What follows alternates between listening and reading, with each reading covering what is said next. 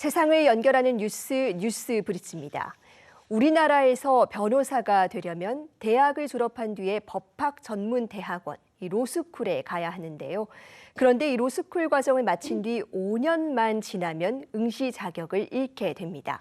이 질병이나 출산 같은 부득이한 상황에 대해서만이라도 예외 규정을 마련해야 한다는 목소리가 높은데요. 박은선 변호사와 이야기 나눠보겠습니다. 어서 오세요. 안녕하세요.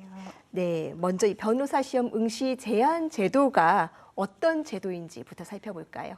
네, 변호사 시험 응시 제한 제도는 로스쿨을 졸업한 지 5년이 지나면 다시는 변호사 시험을 볼 수 없는 그런 제도를 말합니다.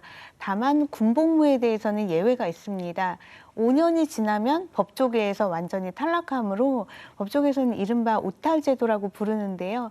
여기서도 쉬운 이해를 위해서 오탈 제도로 말씀드리겠습니다. 네, 오탈자 5년이 지나면 응시 자격을 얻지 못한다.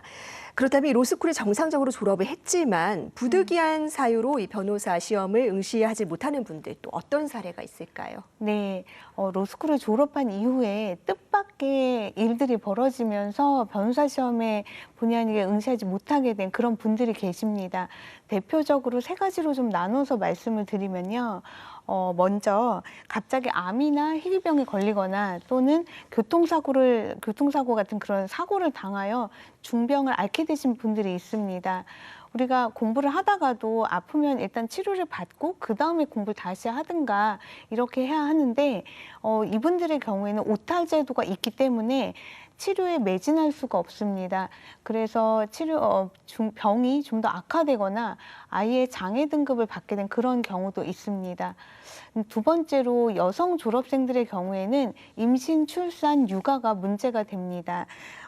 그래서 임신 기간 중에 입원까지 해야 하는 그런 고위험 산모도 있고 또 출산을 한 다음에는 일정 기간 몸조리도 해야 되고 또 영아를 또 돌봐야 하는데 그런 경우에는 책을 펼 수조차 없습니다. 그렇지만 이 경우에도 시험을 계속 봐야 되기 때문에 출산일이 변호사 시험 기간 중에 있는 그런 경우에 여서 이제 시험장에 아예 들어가지도 못한 그런 졸업생이 있는가 하면 어떤 졸업생은 만삭으로 시험장에 와서 책상 옆에 간이 침대를 놓고 누웠다가 앉았다가를 반복하면서 시험을 치른 후에 시험이 끝나고 곧바로 응급실에 가서 조산을 한 그런 경우도 있었습니다. 그리고 이런 경우들 외에 파산과 같이 경제적으로 굉장히 고통스러운 상황에 대해서 시험을 보지 못한 그런 경우도 있습니다. 네, 또 워낙에 오래 걸리는 공부이다 보니까 부득이한 사정이 많이 생길 수가 있는데 충분히 고려되지 못하고 있다는 생각이 듭니다. 부작용도 상당할 것 같은데 지금 그렇다면 이 현행법상 인정하고 있는 예외는 어떤 상황입니까? 네, 변호사 시험법 제7조 제2항이 인정하는 예외는 단 하나, 군복무밖에 없습니다. 군복무 기간에는 오탈 제도의 시계가 멈춥니다. 하지만 엄마가 되었다거나 아프다거나 아니면 파산했다거나 이런 경우에는 멈춤이 없습니다. 그래서 군복무와 이런 경우들 간에 차별 취급이 있다. 이것은 문제다라는 그런 목소리도 있습니다.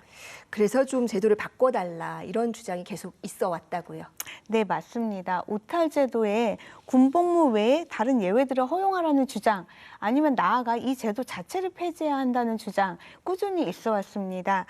먼저 오탈 제도가 해당 로스쿨 졸업생의 평등권, 직업의 자유, 또 모성권, 건강권 등을 이제 침해한다.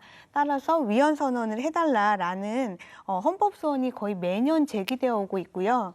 그리고 몇 달 전에는 판결이 하나 이제 확정이 됐는데 이분은 암투병을 로스쿨을 졸업하고 이제 암투병을 하셨습니다. 그래서 변호사 시험 응시자 지위 확인 소송을 했는데 패소를 했지만 법원이 이례적으로 존댓말로 원고가 직장암 등을 앓으며 시험 준비를 해온 사정이 매우 딱하고 공감이 간다 이런 표현을 또 하시기도 했습니다.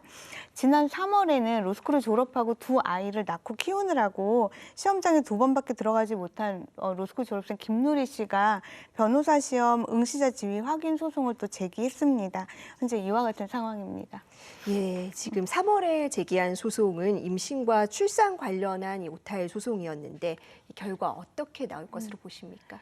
사실 2016년 이래로 헌법재판소가 계속해서 오탈제도에 대해서 합헌을 선언해 오고 있는 그런 상황입니다.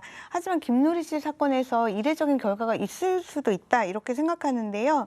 헌법재판소는 지난 2월에 코로나19 확진자의 변호사 시험 응시를 금지한 법무부 시험 공고가 오탈제도 하에서는 위헌이라고 선언하면서 그 이유가 변호사 시험은 5년 5회밖에 치를 수 없는데 확진자가 적어도 1년간 변호사 시험에 응시조차 할 수 없게 되는 것은 매우 중대한 불이익이라고 하였습니다.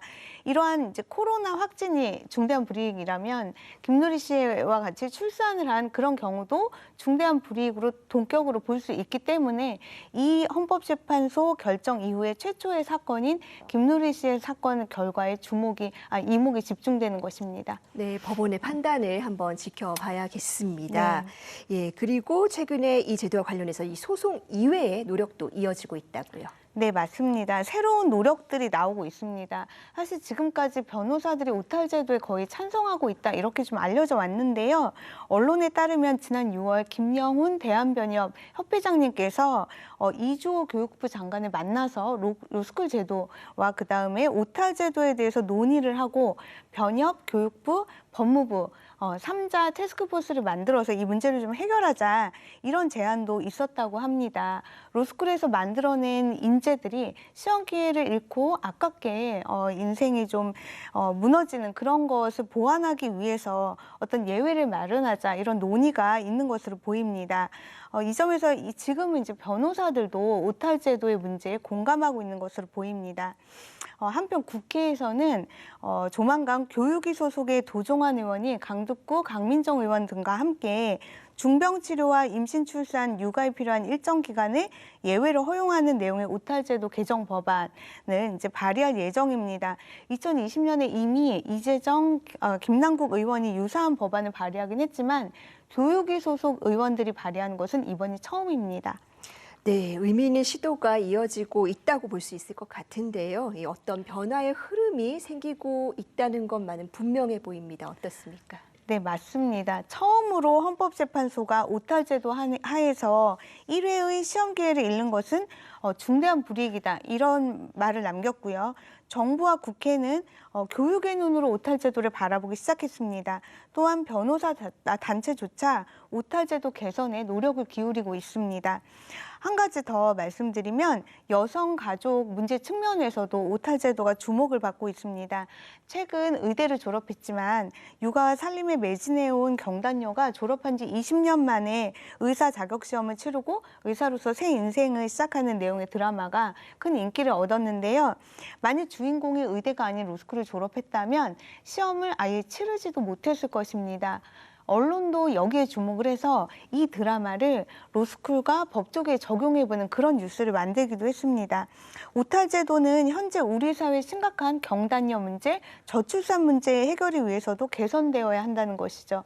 바로 이런 취지에서 임신 관련 오탈 소송의 원고인 김누리 씨는 임신과 출산을 개인의 책임으로 돌리면서 저출산 정책을 논의한다는 것은 모순이라고 하면서 임신하여 아이를 낳은 것은 나의 선택이다. 하지만 그 책임이 시험 응시 금지가 되어서는 안 된다라고 말하였습니다. 네, 교육과 여성 가족의 어떤 시각에서 이 제도를 바라보니까 또 의미 있는 또 다른 어떤 해석이 가능할 것도 같은데요. 이 획일적인 기준 때문에 생기는 폐해에 대해서 다시 한번 생각을 해봐야 될 것 같습니다. 오늘 말씀 잘 들었습니다. 네.